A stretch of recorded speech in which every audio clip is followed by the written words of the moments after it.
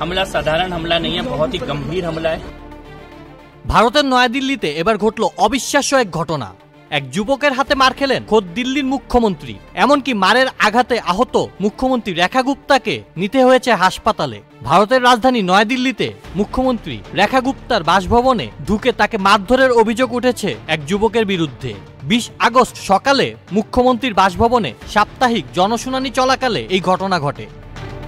এনডিটিভির প্রতিবেদন অনুযায়ী আহত মুখ্যমন্ত্রীকে হাসপাতালে নিয়ে যাওয়া হয়েছে বলে জানা গেছে। বুধবার 20 আগস্ট সকালে প্রশ্নোত্তর পর্ব চলার সময় ওই যুবক ছদ্মবেশে বাসভবনে প্রবেশ করেন। এক পর্যায়ে চর মারেন বলে অভিযোগ উঠেছে। তাৎক্ষণিক ওই ব্যক্তিকে আটক করে পুলিশে দেয় নিরাপত্তা কর্মীরা। হামলাকারীকে জিজ্ঞাসাবাদ করা হচ্ছে। সরকারি সূত্রের উদ্ধৃতি দিয়ে এনডিটিভি জানিয়েছে, আটক ওই ব্যক্তির নাম রাজেশ সাকরিয়া। তিনি গুজরাটের রাজকোটের বাসিন্দা। সংবাদ সংস্থা পিটিআই দাবি করছে, মুখ্যমন্ত্রী রেখা গুপ্তাকে লক্ষ্য করে পাথর ছোড়া হয়, চুল ধরে টেনে চর মারা হয়। বিজেপি দাবি করছে এই ঘটনায় রেখার মাথায় চোট লেগেছে। অবস্থা অবশ্য গুরুতর কিছু হয়নি।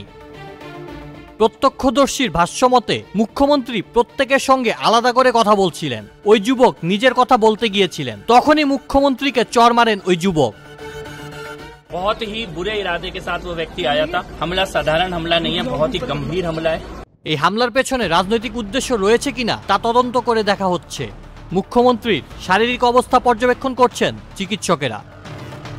আউসাফুল ইসলাম আকিব, চ্যানেল আই।